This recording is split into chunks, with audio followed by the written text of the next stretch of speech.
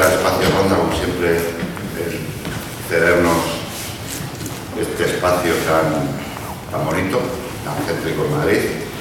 Agradecer a Jorge García Contel que esté hoy aquí viniendo de lejos para presentar el libro de Sena Editores, escrito por él, Cartas Boca Arriba.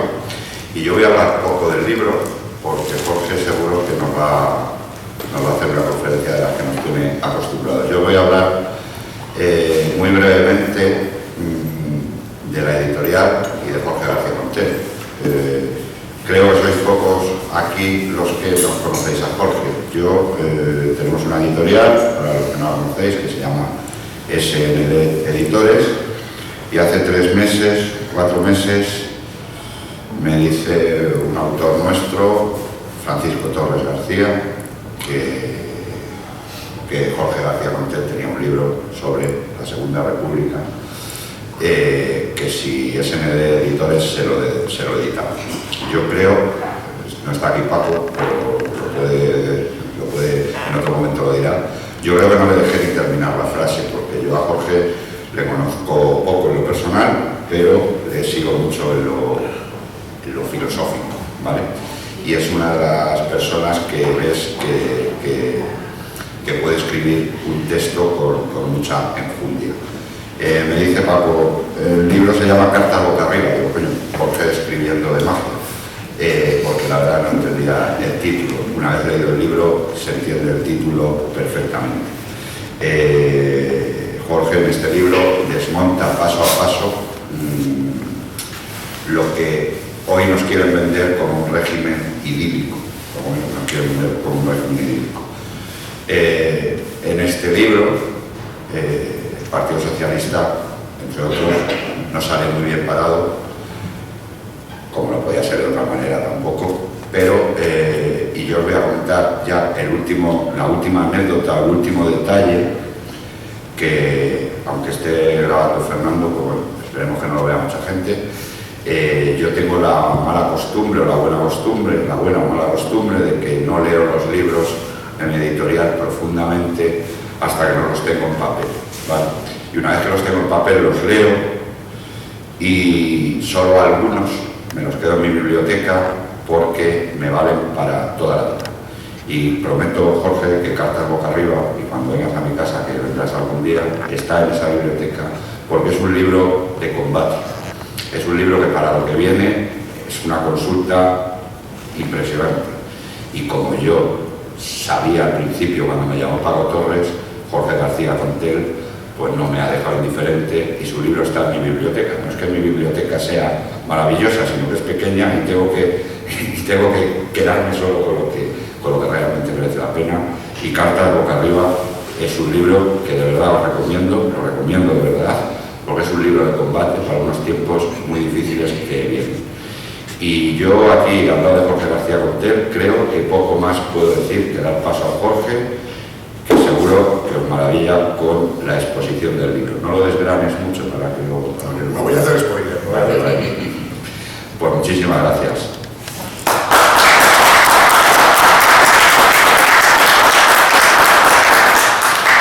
Bueno, las gracias las tengo que dar yo, después de las palabras que me has dedicado, y que no sé hasta qué punto merezco, pues soy yo el agradecido, sin duda. Soy el agradecido a la editorial por haber tenido la confianza en mi persona, en mi humilde persona, y el valor de escribir un texto que, bueno, no sé si será valiente, no sé si será de combate.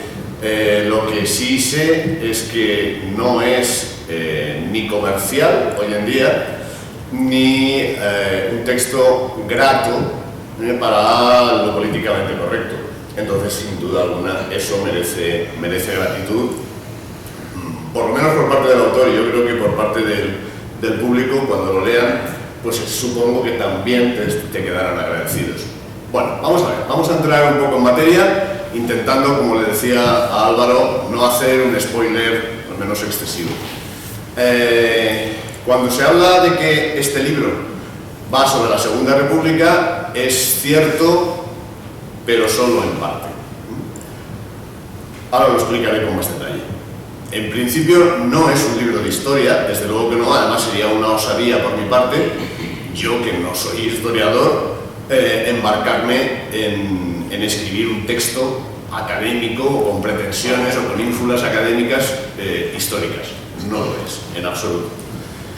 Este libro, lo que ocurre es que se plantea como una respuesta al fundamento teórico, al sustrato de la Ley de Memoria Democrática. Y como la Ley de Memoria Democrática hace unas referencias históricas, pues necesariamente hay que acudir a esa época a la que se refiere la ley, concretamente el comienzo de la Ley de Memoria Democrática. Sabéis que la Ley de Memoria Democrática, en principio, de momento, a fecha de hoy, solo es un proyecto de ley que está en el Congreso de los Diputados y además, por lo visto, medio atascado. Ya encontrarán la manera de desatascarlo, porque han surgido unas diferencias entre Esquerra Republicana y el Partido Socialista, no se ponen de acuerdo y, bueno, se pondrán, sin duda alguna, cuando lleguen al precio justo, pues, bueno, se pondrán de acuerdo y desatascarán el proyecto de ley y se convertirá en ley. Pero de momento sigue siendo proyecto. Y ahora entramos en detalle. En realidad, esto, ¿le das a la primera? Pues estamos en la... Vamos, hay que ir atrás, un poco atrás. Más atrás. Más, estábamos. Más atrás. Ha ido pasando solo. Sí. Ahí nos quedamos. Bueno, pues eso. Hay que hacer memoria porque en febrero Se pasa solo. se pasa solo. Sí. Qué contrariedad. ¿Tenemos a alguien de la sala aquí? No. En la Calvo, que está...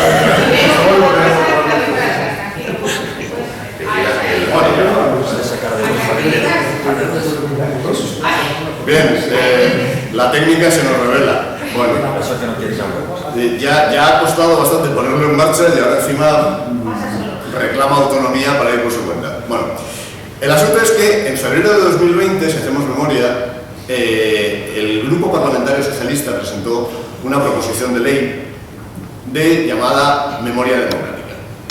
Venía a ser el propósito que animaba aquella proposición de ley, subsanar algunas deficiencias de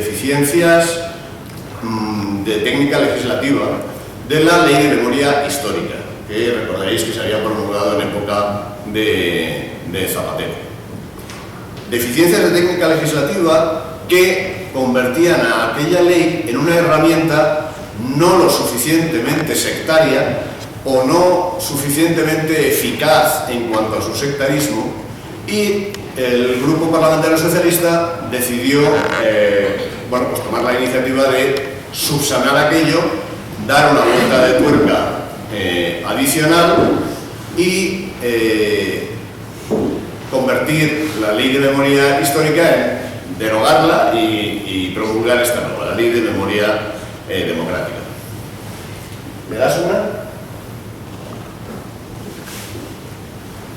Vale.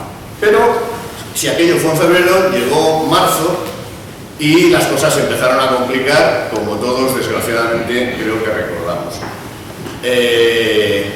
Entre otras instituciones que cerraron, aparte de los trabajos de todo el mundo, que nos encerraron en casa y todo aquello, pues una de las instituciones que cerró fue el Congreso de los Diputados.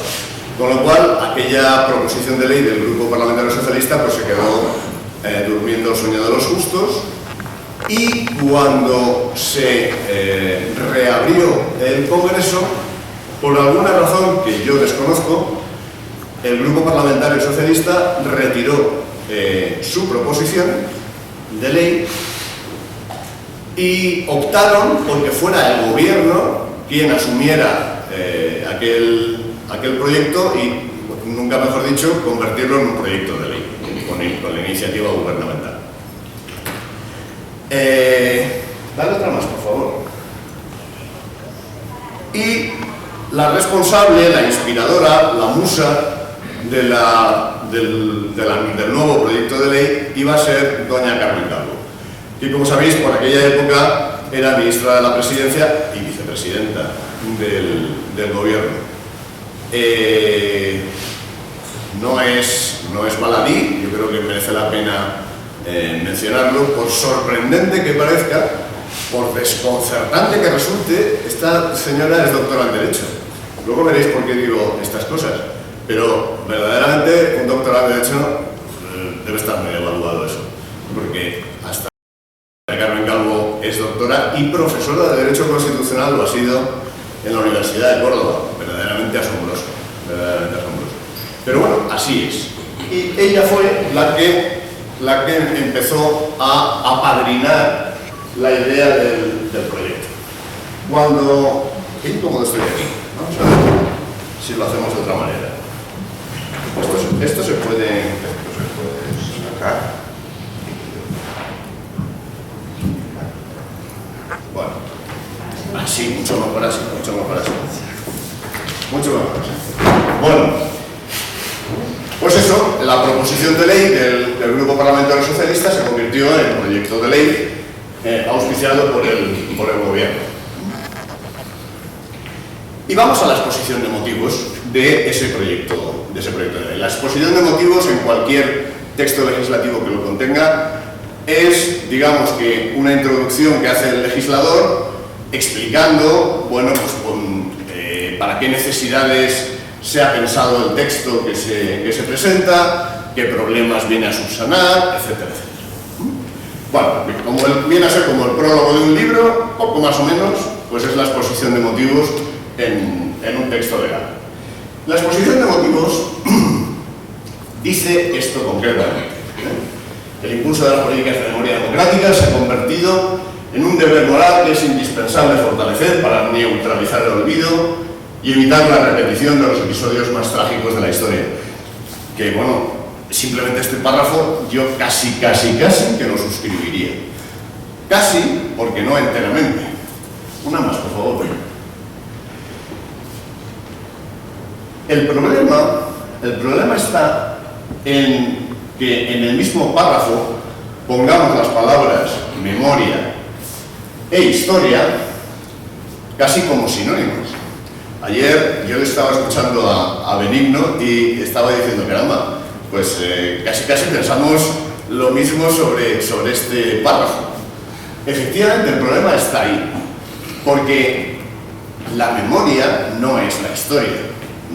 Nos hemos acostumbrado a oírlo tan repetidas veces, memoria histórica, que al final, instintivamente, lo hemos llegado a asimilar como un sinónimo o como un todo, memoria histórica, todo. Y no es así, y desde luego menos inocente es cualquier cosa la asociación de estos dos términos. La memoria no es la historia. La historia es el relato fidedigno de unos hechos pretéritos y que se elabora mediante un método científico y mediante el recurso a unas fuentes. Y esas fuentes deben ser contrastables para que cualquiera pueda falsar, pueda contrastar lo que el historiador está diciendo. Eso es la historia y esa es la técnica que siguen los historiadores. Por el contrario, la memoria es otra cosa diferente.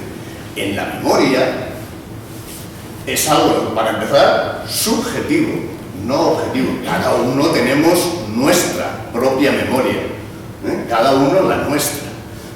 Y además, la memoria no es inalterable. Con el paso del tiempo, nuestros recuerdos se van modificando. Normalmente tendemos a dulcificar nuestros recuerdos ingratos, nuestros malos recuerdos, los malos momentos que hemos pasado. Pues con el tiempo tendemos a dulcificarlos, a suavizarlos.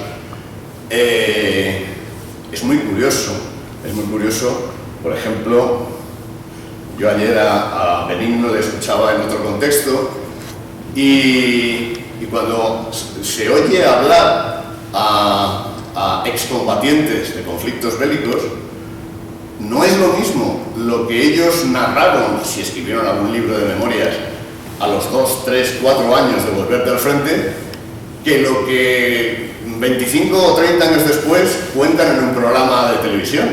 No es lo mismo. Los recuerdos pues van cambiando. La memoria, en cualquier caso, no es historia, no más. La memoria se equipara a este vocablo que oímos tantas veces hoy en día, de el relato. Hay que modificar el relato. Bueno, es que su relato no es el que nosotros... El relato, en cualquier cosa, en cualquier caso, es el equivalente a la memoria, donde las emociones o los sentimientos priman por encima de los datos objetivos. Y cuando el relato se elabora deliberadamente y con un propósito determinado, el relato es eso que hoy en día, desgraciadamente, se convierte en un término cada vez más usado, llamamos posverdad. Y el amigo Pinocho, pues yo de aquí lo reivindico como inventor de la posverdad. Otra más. Bien, pues en esta exposición de motivos destaco aquí otro párrafo que a mí me llama muchísimo la atención y que no tiene nada de inocente. El despliegue de la memoria, ojo al sustantivo, el despliegue de la memoria. ¿Alguien ha oído alguna vez que la memoria se despliegue? Yo es la primera vez que lo oigo. Y bueno, hay que pensarlo y darse cuenta de qué pretende doña Carmen Calvo y sus amigos con el despliegue de la memoria. Bien, es especialmente importante en la constitución de identidades individuales y colectivas. Ojo, porque cuando estamos hablando de constituir identidades, lo que se está diciendo es que lo que hay no gusta y hay que elaborar algo nuevo. Pero la identidad es el ser. Con lo cual, lo que los autores de este texto, concretamente de esta exposición de motivos, lo que están diciendo es que vamos a cambiar, vamos a cambiar el ser, y os vamos a cambiar, pues, todo. Os haremos películas, os haremos vídeos en YouTube, os haremos series en televisión española, y así desplegaremos la memoria. Esto es lo que muy elegantemente dice la exposición de motivos de la ley de memoria, del proyecto de ley de memoria democrática. Yo entresaco 4 elementos de esa exposición de motivos que me parecen significativos, muy reveladores, ¿no? Se refiere al régimen de la Segunda República, esa exposición de motivos, como uno de los momentos esperanzadores para el conjunto de nuestra sociedad. ¿Por qué? Pues porque supuso la conquista de los derechos, las libertades y la democracia. Supuso un hito de nuestra historia democrática y se vio interrumpida, supongo que tristemente interrumpida, por un golpe de Estado que alejó a nuestro país de un proceso inclusivo, tolerante, de igualdad, justicia social y solidaridad.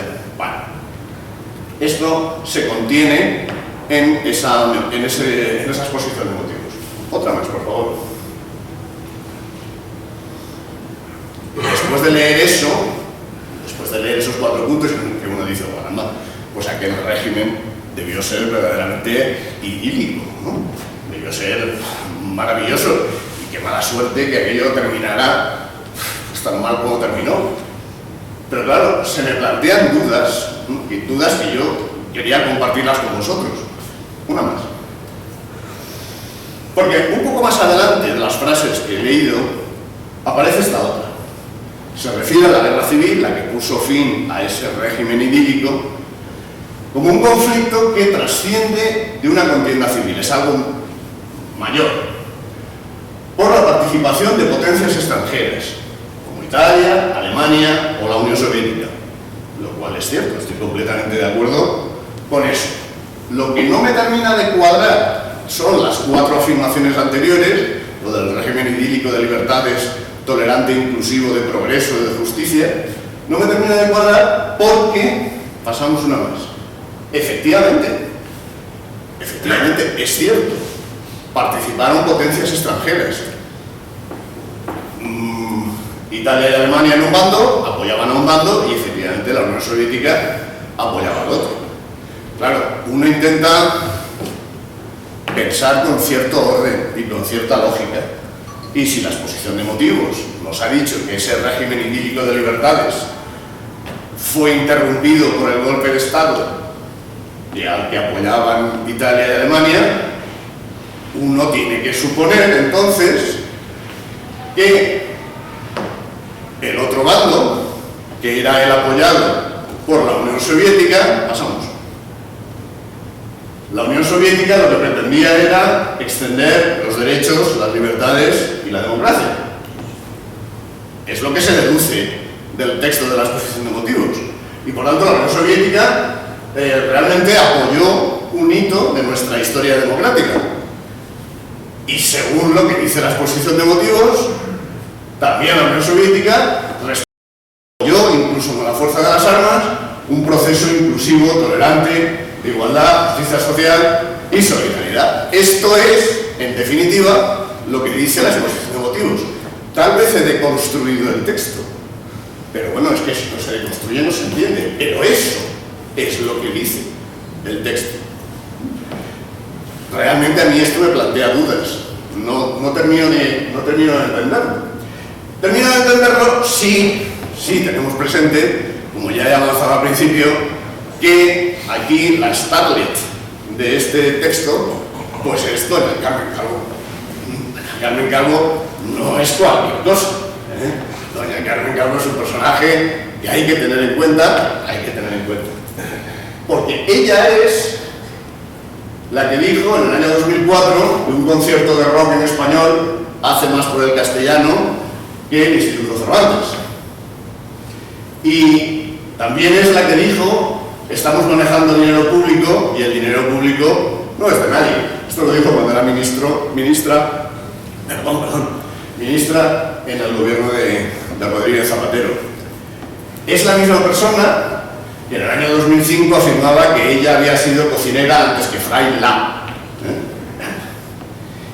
Es la misma, doña Carmen, la que decía en el año 2005: me gusta madrugar para poder pasar más rato en el baño. Allí leo el periódico, oigo la radio, oigo música y hablo por teléfono con alcaldes en Praga. Es la misma que deseaba en el año 2005 que la UNESCO legislara para todos los planetas.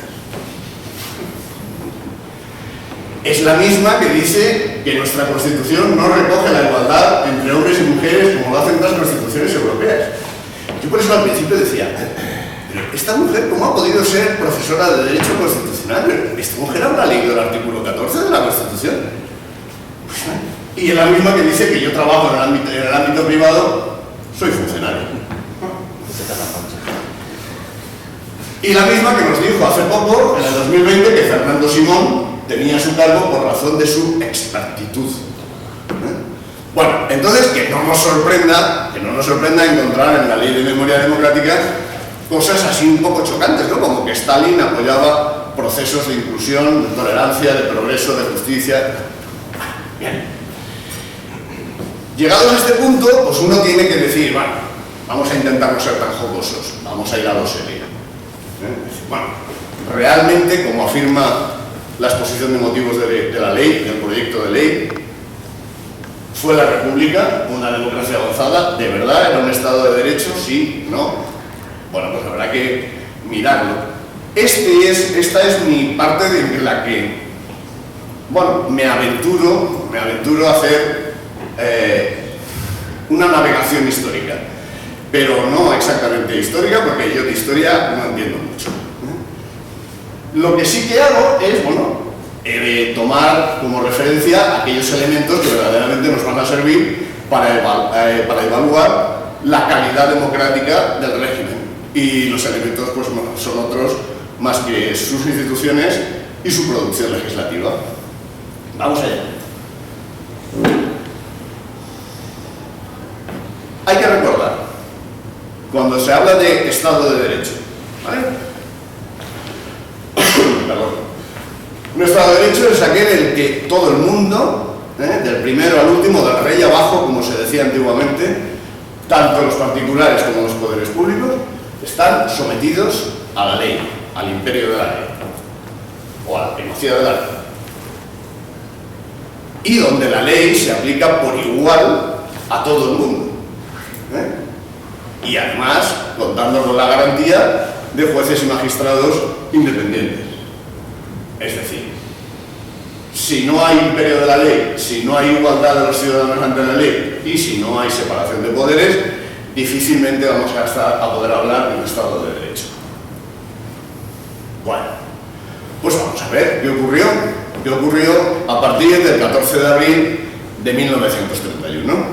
Para empezar, sin entrar en muchas profundidades históricas, todos sabemos, en el bachillerato lo estudiábamos, que el 12 de abril se celebran elecciones municipales, que por cierto, esto no se suele comentar tanto, pero no las ganaron los partidos republicanos, las ganaron los partidos monárquicos. El número de concejales electos monárquicos fue muy superior al de los concejales electos republicanos. Lo que sí es cierto es que en prácticamente todas las capitales de provincia ganaron los partidos republicanos. Y a partir de ese momento se desata un proceso que es lo que a veces llaman un torrente difícilmente contenible. Difícilmente contenible, pero ¿qué ocurrió el día del 13 al 14 de abril? En el libro, los que lo leáis encontraréis un relato muy detallado y con constante alusión a las fuentes en las que me baso. No es una especie de posverdad la que yo estoy elaborando aquí. No, yo cito las fuentes. Muchas de ellas son públicas de hemeroteca y por tanto se pueden contrastar. El día, entre el 13 y el 14 de abril, se celebró una entrevista entre el representante personal de Alfonso XIII, el conde de Romanones, y el presidente del autodenominado Comité Revolucionario, que luego llegaría a ser presidente del gobierno primero y presidente de la República después, don Niceto Alcalá Zamora. La propuesta de Romanones, es decir, de Alfonso XIII, era celebrar elecciones constituyentes. Celebraron las nuevas elecciones, incluso él ofrecía la posibilidad de que las elecciones se celebraran en ausencia de su persona, ausentarse de España hasta que se celebraran las elecciones constituyentes y que allí el pueblo decidiera qué régimen quería darse a sí mismo. Bien, la respuesta de Niceto Alcalá Zamora, el presidente del Comité Revolucionario, fue que Alfonso XIII salía de España ya, inmediatamente, o no respondía de la vida y seguridad de la familia real. Teniendo en cuenta cómo estaban las calles de las principales capitales de provincias españolas, la amenaza era como para tomársela muy en serio. Recordad además que estábamos en 1931 y en 1917 la familia real rusa, la familia imperial rusa, había sido pasada por las armas al completo. Entonces, bueno, este tipo de cosas, yo entiendo perfectamente que Alfonso XIII, bueno, no me cuento entre sus admiradores, vaya, pero dejando este hecho al margen, yo entiendo perfectamente que don Alfonso XIII se lo tomara muy a pecho y decidiera salir de España. Pero lo bien cierto es que eso, salir de España al jefe del Estado, bajo la amenaza de que no respondo de la vida y seguridad de tu familia, bueno, yo eso le llamo coacción. Menos proceso democrático se le puede llamar de cualquier manera. Los procedimientos irregulares a los que me refiero en la diapositiva es que, bueno, no basta con que haya una votación para que se pueda hablar de democracia. Si se vota para elegir concejales, para renovar ayuntamientos, lo único que democráticamente puede salir de esas urnas es precisamente la renovación de los ayuntamientos, no el cambio de régimen. Eso es una irregularidad como la copa de un pino. Menos democrático es cualquier cosa. Y en pocas palabras, yo a esto le llamo sedición. Esto es, con éxito, lo mismo que intentaron en Barcelona, sin éxito, hace unos poquitos años. Los que fueron juzgados y condenados por el delito de sedición. Bueno, pues esto es el delito de sedición, pero triunfante. Que triunfe no lo convierte en democrático, ni mucho menos. Simplemente le ha dado el éxito, nada más. Seguimos. Al muy poco de comenzar la andadura legislativa del nuevo régimen, para atrás, esto tiene vida propia, se promulgan dos leyes muy importantes: la Ley de Defensa de la República y la Ley de Orden Público. Resumiendo, yo en el libro os cito el Boletín Oficial del Estado. Bueno, en aquella época se llamaba Gaceta de Madrid. La Gaceta de Madrid, donde podéis consultar el texto original de la ley. Merece la pena consultarlo, porque es un canto, una loa a cómo un gobierno puede tomar las libertades y los derechos fundamentales de los ciudadanos, convertirlos en una bola de papel arrugado y tirarlo a la papelera. Era un canto a la vulneración de todos los derechos, empezando por la libertad política. Resulta que estaba textualmente prohibida la propaganda monárquica. ¿Pero qué clase de libertad política, qué clase de régimen tolerante es este en el que se prohíbe la propaganda monárquica? Imaginaos que en el régimen vigente de 1978 estuviera prohibida en España la propaganda republicana. ¿Alguien se atrevería a decir es un régimen modélico de libertades? Seguro que no. Seguro no. Bueno, pues esto ocurría mediante la Ley de Defensa de la República. Luego se sentaban las bases para una restricción de los derechos de manifestación, de reunión, de asociación, pero al arbitrio de cualquier gobernador civil. Cualquier Poncio podía clausurar un local político, podía prohibir una manifestación anunciada, y lo grave era esto último: no cabía recurso ninguno.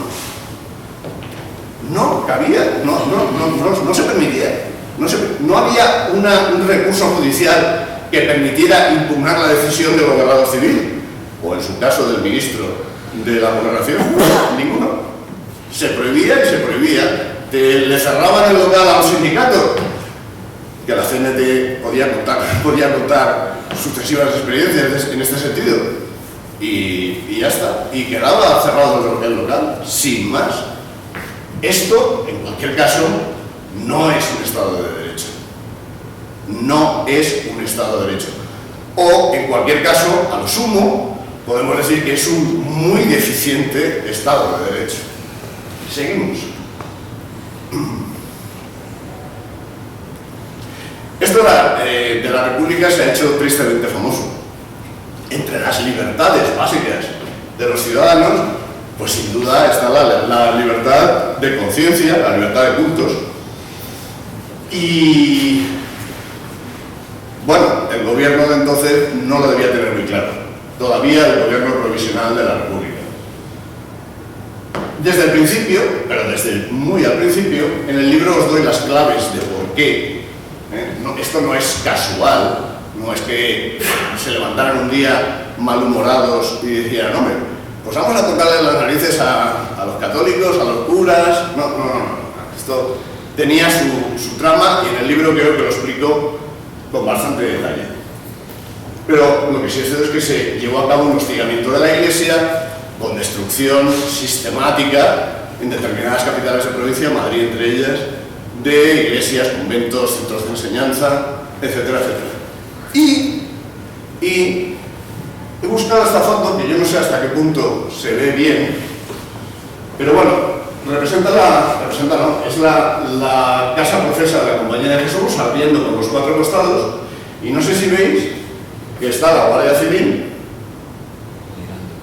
contemplando el incendio y permitiendo que el incendio pues llegue a su fin, ¿eh? Entonces, es evidente que las instrucciones, es evidente no, en el libro también os lo cuento, que se dio instrucciones expresas a las fuerzas de orden público en toda España para que cuando ocurriera este tipo de cosas, pues se estableciera un cordón, de modo que nadie no hubiera espontáneos que quisieran, no sé, sofocar o intentar sofocar el fuego, ¿eh? Y entonces, bueno, pues la Guardia Civil permitía que el fuego cumpliera su misión, ¿no?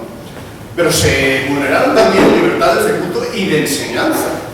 Se disolvieron órdenes religiosas como la Compañía de Jesús. Y, hombre, llama la atención que un régimen tan tolerante, tan inclusivo, donde se hizo una defensa tan extensa de las libertades, pues se dieron anécdotas curiosas. Por ejemplo, la Universidad de Deusto era propiedad de la Compañía de Jesús y en Deusto existía la única facultad de ciencias económicas en aquella época. No había en España más facultades económicas que la de Deusto, que por supuesto fue cerrada por la simple razón de que era de la Compañía de Jesús, sin más. Entonces en España la única facultad de ciencias económicas se cerró y punto, sin más. Verdaderamente un régimen de libertades. Seguimos, otra más. Aquí no sé hasta qué punto soy capaz de expresarlo en pocas palabras y voy a intentar acelerar, pero bueno, en el libro lo tenéis bastante bien explicado, creo, bastante bien explicado. Lo tienen bastante bien. Ocurrió una cosa muy curiosa. Las Cortes Constituyentes, al mismo tiempo que acometían su principal labor, que era elaborar una nueva Constitución para España, decidieron constituir una comisión de responsabilidades de la monarquía y del periodo de la dictadura de Primo de Rivera. Ahí en la foto veis el acta, bueno, esto está cortado, forma parte del diario de sesiones, como pone, y es el acta de acusación contra el antiguo rey Alfonso XIII. Bueno, en principio una comisión de investigación en sede parlamentaria pues es algo que existe en todos los regímenes parlamentarios. Estamos muy acostumbrados en el telediario a ver cómo se constituyen comisiones de investigación. Lo que ocurre con esta es que mutó, cambió su naturaleza sobre la marcha y el gobierno decidió, las Cortes decidieron autoinvestir a esta comisión de responsabilidades de capacidad jurisdiccional. Sí, tal cual. Entonces, una comisión de investigación formada mayoritariamente por miembros de los partidos republicanos se convirtieron en jueces penales de determinados exministros, altos cargos del régimen monárquico. Si hablábamos de que no puede haber Estado de Derecho si no existe separación de poderes, pues intentemos imaginar qué clase de disparate es aquel en el que el Parlamento se convierte, asume funciones jurisdiccionales penales, nada menos. Otra vez. Esto no es ni Auschwitz, ni Mauthausen, ni ninguno de estos que suelen salir en el informe semanal. No. Es que los campos de concentración empezaron durante la República. Y empezaron durante la República, ¿para quién? Pues en pocas palabras y para entendernos rapidito, para la pobre gente. Para la pobre gente. No es cierto, como muchos hemos oído muchas veces, que el régimen de Franco promulgara la ley de vagos y maleantes. No es verdad. La ley de vagos y maleantes lleva la firma de Manuel Azaña, no de Francisco Franco, y fue promulgada durante la República. ¿Y a quién se aplicaba la ley de vagos y maleantes? Pues, curiosamente, a los que todavía no habían delinquido. a los que, según las teorías penales más progres de la época, ¿verdad?, las más progres de la época, pues consideraban que los vagos, es decir, quienes vivían en ambientes marginales, la población gitana, los que tenían malas costumbres, etc. Esto la verdad es que para venir de un gobierno tan progre suena bastante extraño, ¿no? Bueno, pues sí, a esta pobre gente de ambientes marginales, marginados socialmente, de las capas más perjudicadas de la sociedad, estos es a quienes se les aplicó la ley de vagos y maleantes. Y no necesariamente por haber cometido un delito, no, sino por considerárseles peligrosos sociales, pues fueron a parar a campos de concentración. Curiosamente, la ley de vagos y maleantes, aunque lleva la firma de Manuel Azaña en la Gaceta de Madrid, fue redactada por Jiménez de la Súa. Jiménez de la Súa era catedrático de penal aquí en la universidad y era lo más progre de la época, era miembro del Partido Socialista y bebía de la doctrina penalista austríaca progre. Bueno, pues así acaba el progresismo, con campos de concentración. Seguimos. Ya en el año 34, en diciembre del 33 se celebran elecciones y las gana la derecha. Los partidos más votados, por este orden, fueron la CEDA y el Partido Radical, de Alejandro Lerroux. Bien, desde el principio, pero desde la campaña electoral de diciembre del 33, los partidos de izquierda, que habían sido los mayoritarios durante el primer bienio, avisaron reiteradamente, desde luego nadie pudo llamarse a engaños, avisaron reiteradamente que si llegaba a constituirse un gobierno de mayoría conservadora, la cosa iba a acabar muy mal.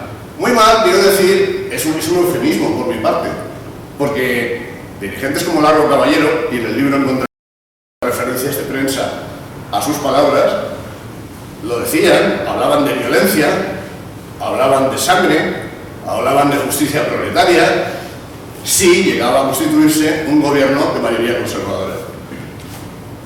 Es decir, en el que participara la CEDA, que había sido el partido más votado. La verdad es que, fíjate, yo cuando hago memoria de la exposición de motivos y se me evoca el régimen de la República como idílico, modélico, de libertades, ejemplar, pues hombre, pues es un poco extraño un régimen tan modélico, unos actores políticos determinados veten el acceso al gobierno de aquel partido que ha ganado las elecciones democráticas. Es, hombre, la verdad es que muy poco atípico y en cualquier caso muy poco democrático. Finalmente ocurrió esto en el año 34, después de meses en los que la CEDA no participó en el gobierno, finalmente sí, entraron varios ministros de la CEDA en el gobierno. E inmediatamente lo que ocurrió es que la revolución que habían estado preparando con compra de armamentos, en el libro aparece detallado el proceso de compra de armamentos por parte del Partido Socialista, sí, del Partido Socialista. Bueno, pues estalló la revolución. Al final fracasó casi en todas partes, menos aquí en Madrid hubo, bueno, un día de tiroteos, pero poca cosa. Pero finalmente donde sí que tuvo importancia fue en Barcelona, durante un día también, hasta que se sofocó con 4 cañonazos en la plaza de San Jaime, donde está la Generalidad y el Ayuntamiento, y en Asturias, sobre todo, revistió caracteres muy graves. Muy graves, al final se saldó con más de 1.300 muertos, con muchísimos heridos, se requirió la intervención del ejército mediante 3 columnas que ocuparon Asturias desde Santander, desde el sur, desde el oeste, desde Galicia, y después de 20 días, pues la cuenca minera devastada y la capital, Oviedo, pues ahí vemos el claustro de la universidad. Esto es lo que quedó del claustro de la Universidad de Oviedo.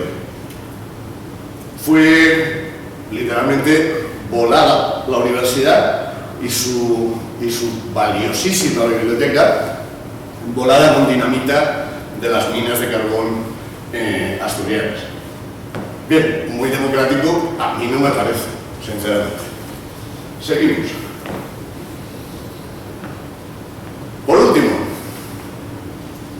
ya en vísperas de la Guerra Civil, ocurrió, todo esto es muy sabido, muy conocido, os he hecho solamente una selección de los capítulos más destacados, o de los más vistosos, creo yo, de los que se contienen en el libro. En el 36, en julio del 36, el entonces diputado, líder del Bloque Nacional y exministro de la dictadura, José Carlos Sotelo, fue asesinado. Las condiciones en las que fue asesinado son las que me hacen calificarlo como crimen de Estado. No se trata, como en el caso de Asturias, de que Esquerra Republicana o el Partido Socialista se alzaran en armas contra el gobierno de la República. No se trata solamente de eso, que ya de por sí es bastante grave. Se trata de que cuando entraron en su domicilio a registrarlo, primero, carecían de un mandamiento judicial, pero es que, otra más, pero es que aunque hubieran tenido un mandamiento judicial, es que no bastaba eso. No bastaba eso porque él era un diputado. Entonces, simplemente con un mandamiento judicial no se puede entrar en casa de un diputado, ni hoy ni en el año 36. Estaba amparado por una inmunidad parlamentaria que las fuerzas de orden público, pues hicieron caso omiso. Las fuerzas de orden público, porque los agentes que entraron en casa de Carlos Sotelo eran guardias civiles, paradójicamente al mando de un guardia de asalto, de un oficial de la Guardia de Asalto. Otra más. Le dijeron que se lo llevaban para interrogarlo en comisaría. Y para trasladar a la comisaría, lo subieron a un coche oficial, a un vehículo de la Guardia de Asalto. No es cualquier cosa, es que estamos hablando de que se utilizaron los agentes del Estado y los medios del Estado, los medios materiales, para llevar a cabo un asesinato. Otra cosa. Bueno, y por último, pues arrojaron su cadáver en el cementerio del Este, aquí en Madrid. Esto fue el punto de clímax de violación de los derechos políticos, del pluralismo, del respeto a las libertades, llevado a cabo durante el régimen de la República. Y todo esto que os acabo de contar es en definitiva lo que a mí me movió a escribir estas páginas. Al leer el proyecto de ley, en principio la proposición de ley y luego el proyecto de ley, en el que, creo que lo que se lleva a cabo es una verdadera estafa a la verdad. Se hace un relato, efectivamente, una posverdad que no tiene nada que ver con los hechos históricos a los que hablo. ¿Me decías a mí? No. Y en definitiva, esto es lo que justifica, lo que creo que justifica el libro. Si tenéis la voluntad, la gentileza y la movilidad de dirigirme a alguna pregunta, pues intentaré contestárosla en la medida de mis posibilidades, por supuesto.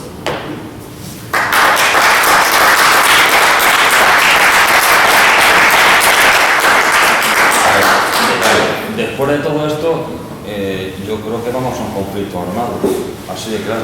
No veo que la izquierda acepte un gobierno del PP con Vox ahora mismo. A no ser que el PP, claro, de rodillas como siempre a la izquierda, esa derechita cobarde, parte con el PSOE, que es lo que le están pidiendo de Europa. Pero no veo, si hay posibilidad de un gobierno PP-Vox, que a la izquierda lo acepte. No lo veo. Yo sinceramente, soy más optimista que tú, por una sencilla razón. Creo que los tiempos han cambiado. A mí, una de las razones por las que me parece... Espero equivocarme. Yo espero acertar. Yo espero acertar. Una de las razones por las que me parece una estafa la Ley de Memoria Democrática es porque los redactores, la izquierda oficial, se autoerige en continuadora histórica de aquella izquierda, lo cual ciertamente no le deja muy bien parada. Yo en su lugar no lo haría por todas las razones que acabo de exponer a lo largo de este rato. Pero en realidad, ni la derecha de entonces guarda mucha relación con la derecha de hoy, ni la izquierda de entonces guarda ninguna relación con la izquierda de hoy.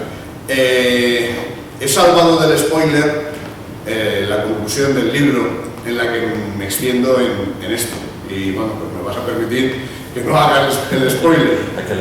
Yo creo que hay razones por las que nos cuentan esta posverdad, por las que cuando sale, no sé, la ministra Rodríguez, por ejemplo, militante del Partido Comunista de España, bueno, que nos vende la reforma laboral como la panacea. Aquí ha habido un quiebro y empieza la etapa de recuperación de derechos de los trabajadores y tal. Cuando uno lee la reforma laboral que se acaba de aprobar, dice, bueno, pues sinceramente yo no veo que haya tanta diferencia con la hasta ahora vigente. Llevan 8 años gobernando con lo que tenían con Rajoy, así de claro. Lo cual abunda en mí, es una tesis personal mía, de que la izquierda actualmente, la izquierda realmente existente, que diría Gustavo Bueno, de izquierda tiene muy poquito. Es otra cosa, es un producto distinto, diferente. Ellos muchas veces se llaman a sí mismos progresistas, que es una palabra que ciertamente está muy bien pensada y suena muy bien, con independencia de su contenido. Pero es que ciertamente es otra cosa distinta. Pero bueno, si quieres conocer mi opinión al final del libro, está. ¿Alguna pregunta más? Si no, se la voy a hacer yo. Arturo. Sí, yo creo que hacer una pregunta, José.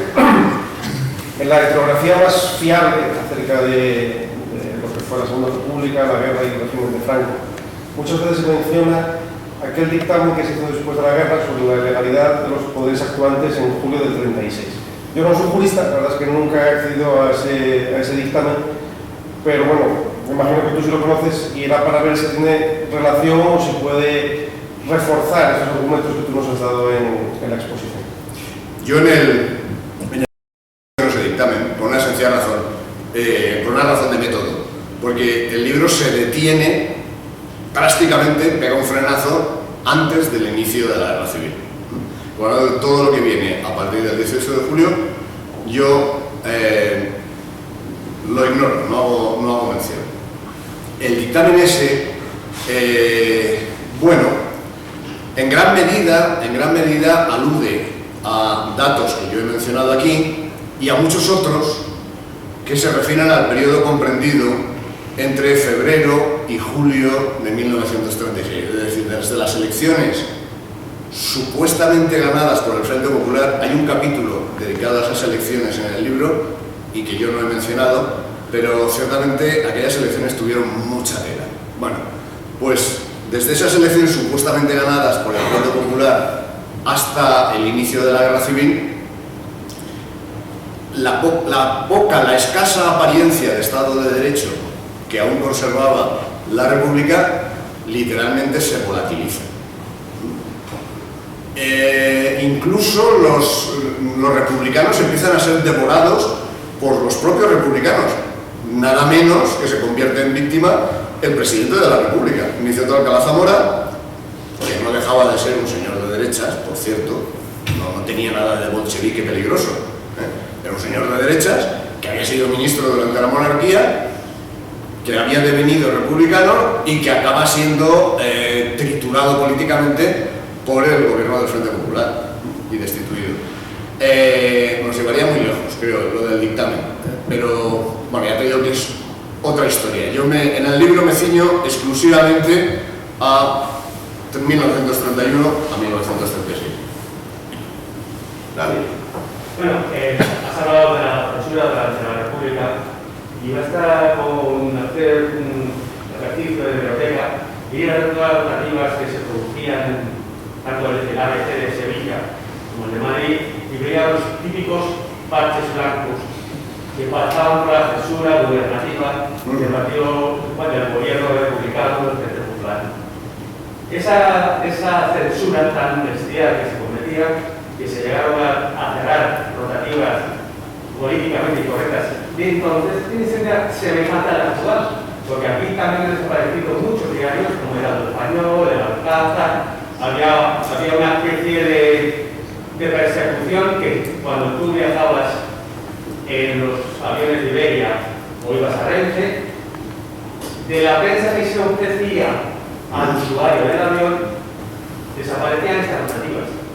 Es curioso las semejanzas de una y otra. Ya, pero yo no sé si es comparable, ¿eh? No sé si es comparable. No estoy muy seguro. No estoy muy seguro por la sencilla razón.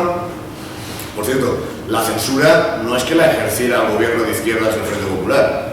La censura se ejerció durante el gobierno provisional, durante el primer bienio social republicano, durante el segundo bienio negro, conservador, reaccionario, los historiadores le han puesto muchos adjetivos, y se siguió ejerciendo igualmente durante los meses del gobierno del Frente Popular. Es que, como he dicho al principio de la exposición, la Ley de Defensa de la República y luego la Ley de Orden Público convertían al gobierno no en el árbitro de la vida política, no, lo convertían en el dueño de la libertad política y con perfecta capacidad, y la ejercía, de limitar y cegar el ejercicio de los derechos y las libertades políticas, entre ellos la libertad de prensa. Efectivamente, tienes razón, si uno mira la hemeroteca de esos años es muy curioso, porque los periódicos están salpicados de columnas vacías,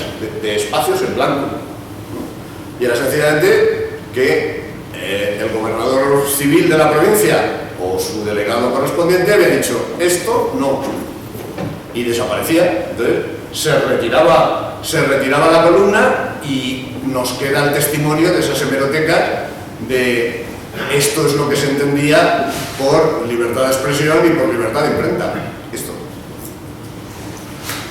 A ver, uno, dos, primero tú. Yo un simple comentario, no he leído las conclusiones que ha hecho Jorge porque acabo de comprar el libro y veremos a ver. Pero en relación a la exposición que tú hacías como una lucha entre la izquierda y la derecha, yo creo que no, yo creo que lo que se bate en esta ley es un concepto de globalismo político que se quiere implantar a nivel internacional y lo que es acabar con las patrias. Entonces yo creo que hoy el centro y la derecha está a favor de esta ley y no lo movería. Quizá a lo mejor Vox sí puede estar en contra de ello, pero no tiene capacidad suficiente como para hacer un enfrentamiento directo para cambiar esta ley y sobre todo la filosofía que lleva esta normativa. Es decir, es cambiar la historia para un futuro que quieren hacer en el que acaben las patrias. Por eso se habla de hacer individuales y colectivos que pueden ser sexuales, como colectivos étnicos, que pueden ser los vascos, los catalanes y lo que sea, para disolver el concepto de las naciones orgánicas que han existido siempre.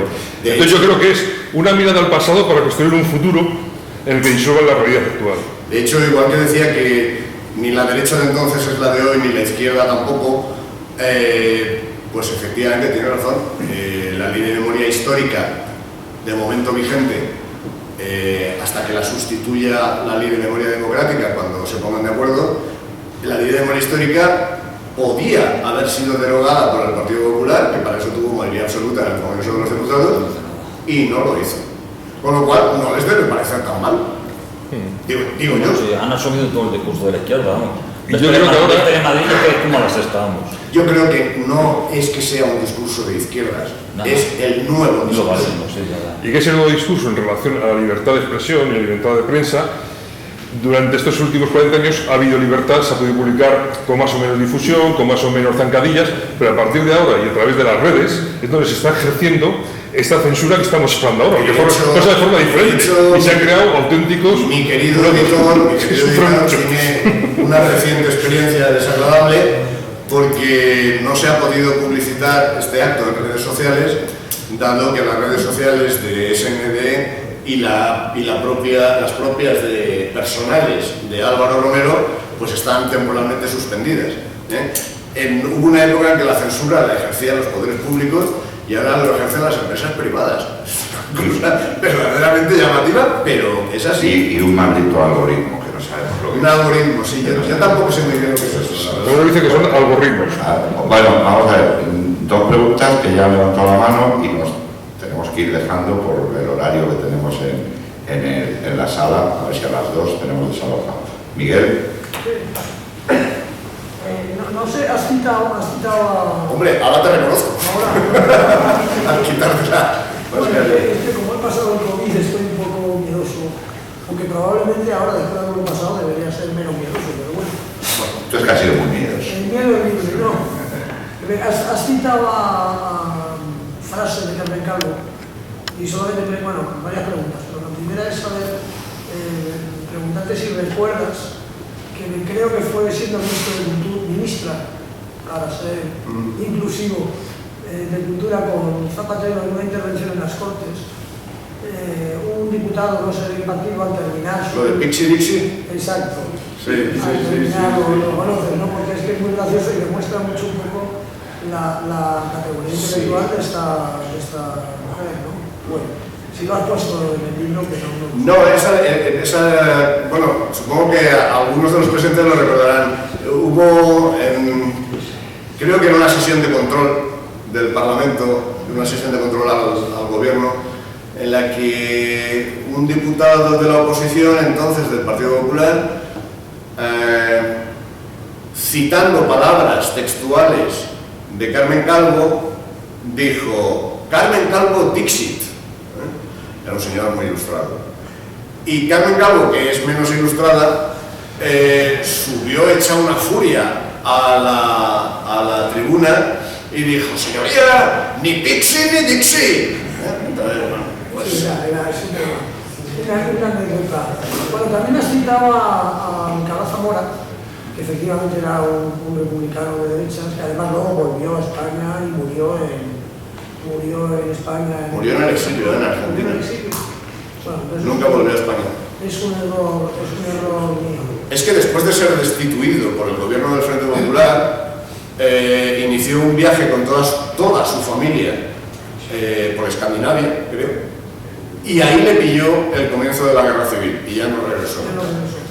Bueno, era un poco preguntarte por su opinión respecto a él, no en el sentido de la coacción contra la familia real que has citado, sino su comportamiento cuando provoca el fin del gobierno del bienio conservador y provoca las elecciones del Frente Popular, que fue un rotundo fracaso para él.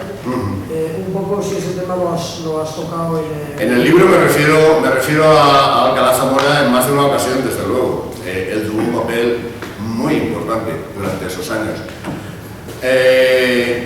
Le dedico mis mejores galas a Manuel Azaña, a él no tanto. Creo que Manuel Azaña es el verdadero responsable del fracaso de la Segunda República. Niceto Alcalá Zamora tuvo una responsabilidad, creo que menor, aunque digamos que la suya fue... Ya digo, yo no soy historiador, pero el juicio que he llegado a formarme sobre él es que era un hombre conservador, era un hombre católico, practicante, meapilas, le consideraba a la izquierda, y sin embargo remó a favor de la izquierda a lo largo de los 5 años de la República. Él practicó una política de apaciguamiento, que es la misma que se ha practicado durante el régimen del 78 con las fuerzas políticas nacionalistas. Vamos a darles y así que se tranquilicen. Lo que pasa es que uno no se da cuenta de que a los monstruos, cuando se les alimenta, se ponen cada vez más gordos, más fuertes y más rollizos y más peligrosos. Creo que esa es la triste responsabilidad que le queda a Niceto Alcalá Zamora. Luego es verdad que cuando fue destituido por el Frente Popular escribió unas páginas tremendas criticando a la izquierda política, pero me parece que un poco tarde. Bueno, última pregunta. Estoy abusando. Yo creo que otro elemento antidemocrático, que demuestra el carácter antidemocrático de la Segunda República son las elecciones de febrero del 36, en donde hubo una manipulación general de los censos, de la constitución de las mesas, de las actas, una falsificación de los votos, en fin, etcétera, etcétera, hay mucha literatura. Ese tema, bueno, voy a adquirir el libro, por supuesto, ahora y lo miraré, pero como no lo sé, te lo pregunto. ¿Lo has tocado también? Vale. Sí, está tocado en el libro. Es muy jugoso el tema de las elecciones. Y el caso es que a mí me parece doloroso incluso, porque las elecciones de diciembre del 33 o las elecciones del 31 fueron en líneas generales limpias y no hay nada que objetar al procedimiento de los actores políticos en aquellas dos ocasiones. Sin embargo, las del 36 fueron muy diferentes, desde luego. Sí, pienso, y hay mucha gente que lo piensa, que la izquierda ha sembrado la semilla de la Tercera República. La imagen y semejanza de la segunda. Si esto fuera cierto, ¿qué cree usted que debería pasar para que no germinase? La primera. Y la segunda, ¿por qué es optimista? No es simple la pregunta, se lo digo porque el español más optimista de todos, el Borbón, ahora está con su optimismo un poco lejos. Ya, pero está con su optimismo y con una cuenta corriente saneada. Entonces, no es distinta a la gente de la izquierda. No, ciertamente. Pero ellos siguen aquí y él está fuera. Yo lo que pienso es que no sé si está sembrada la semilla de la Tercera República. No lo sé, sinceramente, no me atrevo a decirlo. Pero si se ha sembrado esa semilla, posiblemente la ha sembrado la Casa de Borbón. Entonces, pues, ¿qué le vamos a hacer, no? Ellos sabrán lo que hacen y qué hacen con su negocio familiar. No lo sé. Pero, en fin, es lo que pienso.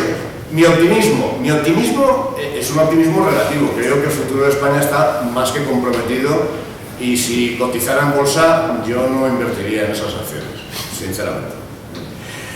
Eso es lo que pienso sobre el futuro de España como comunidad, como nación política. Pero lo que sí soy optimista es que Esquerra Republicana o el Partido Socialista pues no tienen ni siquiera el valor personal, el valor físico de intentar lo que intentaron sus antecesores en el año 34. Entonces, soy optimista en el sentido de que no van a usar dinamita ni van a usar fusiles. Por otra parte, no les hace falta. ¿Utilizar el Policía Oficial del Estado frente a los mismos objetivos? Sí. Los mismos no, porque en el año 94 se iba a la revolución social, a la implantación de la dictadura del proletariado. Lo decía el Partido Socialista. El Partido Socialista. No me he equivocado. No es el Partido Comunista. El Partido Socialista Obrero Español decía que iba a la implantación de la dictadura del proletariado en España. Y hoy no es el caso. Hoy la primera persona a la que recibe el presidente del gobierno después de triunfar su moción de censura, me refiero al señor Sánchez, pues no es a un dirigente comunista, no, es a un plutócrata como George Soros. Entonces, indudablemente, este tipo de cosas son las que me hacen decir que no estamos en los mismos tiempos, la izquierda no es la misma y probablemente ni siquiera exista izquierda propiamente dicha. Bueno, como he dicho en la presentación, habéis visto que Jorge García Contel pues no deja indiferente, por eso yo no dejé terminar la frase aquella a Paco Torres y le dije que sí. Yo le quiero dar las gracias y si me permitís quiero terminar con una última pregunta a Jorge, haciendo un poco de trampa, puesto que yo sí he leído las conclusiones. Mi pregunta es, bueno, dos preguntas. Una que con lo que nos has dicho de Carmen Calvo, lo de poner máster en Derecho Constitucional, no sé si te viene bien ponerlo en el currículum, ¿sí? Bueno, esto es broma, evidentemente. Sí. Lo que pasa es que efectivamente a mí me choca que, en fin, mi formación académica es inferior a la de Carmen Carmen Calvo, yo no soy doctor en Derecho. Vale, pues será por eso entonces. Pero me choca que estas personas digan estas cosas. Sí, es chocante. Bueno, mi pregunta, fuera de todo lo que has explicado y lo que se ha comentado aquí, de la comparativa de lo que pasaba a lo que puede pasar ahora, que evidentemente no es lo mismo, mi pregunta es, esa comparativa que has hecho entre memoria e historia, que ha quedado perfectamente claro lo que es memoria y lo que es historia, ¿cómo ves que puede afectar si este proyecto de ley sale adelante? Que yo entiendo que cuando los motores vuelvan a rodar, va a salir adelante, Sí. va a repercutir en la sociedad. Lo que se ha hablado aquí, es decir, mis hijos de 25 años, yo con esta ley no les voy a poder decir que es mentira lo que dice la memoria de Carmen Calvo, ¿no? A ver, a mí la ley de memoria democrática, cuando salga adelante, cuando verdaderamente entre en vigor, y sobre todo cuando empiecen a desarrollarse reglamentos derivados de ella, esto es lo verdaderamente preocupante, lo que más me preocupa será la limitación verdadera, real, temible, que puede llegar a ejercer sobre determinadas libertades. Por ejemplo, es una lástima que el prologuista Francisco Torres, que sí que es historiador, de lo mejor del libro es el prólogo, bueno, no esté aquí presente. Pero una de las previsiones que se contienen en el proyecto de ley de memoria democrática expresamente es que en los currículos de ESO y bachillerato se implementará la memoria democrática. Se implementará la memoria democrática, a ver, es que, claro, esta gente habla tan raro que hay que traducir al castellano para entenderlos. Me temo que cuando dicen que se implementará la memoria democrática en los currículos de ESO y bachillerato, lo que se está diciendo es vamos a establecer un canon de verdad histórica. Creo que, me temo que a lo que se refieren es a eso. Claro, uno se pregunta, bueno, ¿y entonces dónde queda la libertad de cátedra de los docentes? Por ejemplo, tantos años la izquierda política ha peleado por la libertad de cátedra para llegar aquí, para llegar a esto. El mayor problema de esto, Jorge, no es que, o a lo mejor sí lo ha habido, yo lo desconozco, no haya habido ninguna queja de ningún historiador y de ningún docente diciendo van a limitar, o tú conoces esas corrientes de queja. No, yo no las conozco. Es extraño. Yo no las conozco. A mí me preocupa incluso que uno de los trámites que ha debido seguir este proyecto de ley es el someterlo al dictamen del Consejo General del Poder Judicial. Y la verdad es que soy un poco ingenuo, he de admitirlo. Yo en su momento dije, bueno, pues ahora los señores magistrados del Consejo General del Poder Judicial, que son gente con una preparación académica tremenda y con una sabiduría arrolladora y con un sentido común demoledor, pues harán reflexionar sobre las aristas más peliagudas de este proyecto de ley. Salió el dictamen, yo me lo leí entero, tuve esa paciencia y bueno, salvo una matización que le hacen al gobierno de que debe ser más tolerante con la libertad ideológica, el resto lo valida por completo. Hay un conformismo muy extremo en la sociedad y sobre todo hay un estereotipo. El estereotipo que se admite es que cualquier elaboración legislativa que venga de la derecha, tomada en un sentido muy amplio del término, es limitativa de las libertades. Por ejemplo, la famosa ley Mordaza del gobierno Rajoy. Ley Mordaza que sigue perfectamente vigente y que se ha utilizado para el régimen sancionador durante la etapa del COVID sin ningún problema, pero nada menos que la ley Mordaza se le bautizó desde la izquierda política y desde los medios de comunicación progresistas. Sin embargo, por contra, las elaboraciones legislativas que provienen del campo de la izquierda, vamos a llamarla así, son todas justas y benéficas. Como decía la Constitución de Cádiz, que éramos los españoles. Pues eso, son justas y benéficas. Y esto es un sobreentendido verdaderamente chocante, pero que funciona, funciona y arrolla. Desde luego, yo no conozco ningún comunicado de la Academia, de la Real Academia de la Historia, diciendo, oiga, señores, pero ¿qué es esto de establecer un canon de verdad histórica e imponerlo en los planes educativos? No han dicho nada. No han dicho nada. Bueno, cuando hubo un intento, en la época de Rodríguez Zapatero, sí publicó 3 libros la Academia, en defensa de España. Sí, pero... Sin embargo, ahora, 10 años más tarde, o 12 años más tarde, está cambiando. No han dicho ni qué. Y el mayor peligro que tiene la ley, yo creo, es que atente a las fuentes de la historia. Creo que nos echan. Sí. Pues muchísimas gracias, y lo que hablaba Jorge del lenguaje hay que tener mucho cuidado. Rojo, negro, derecha, izquierda, todo tiene antónimo. Progresista, que es regresista, que feo, ¿verdad? Cuida muy bien la izquierda el lenguaje. Muchísimas gracias.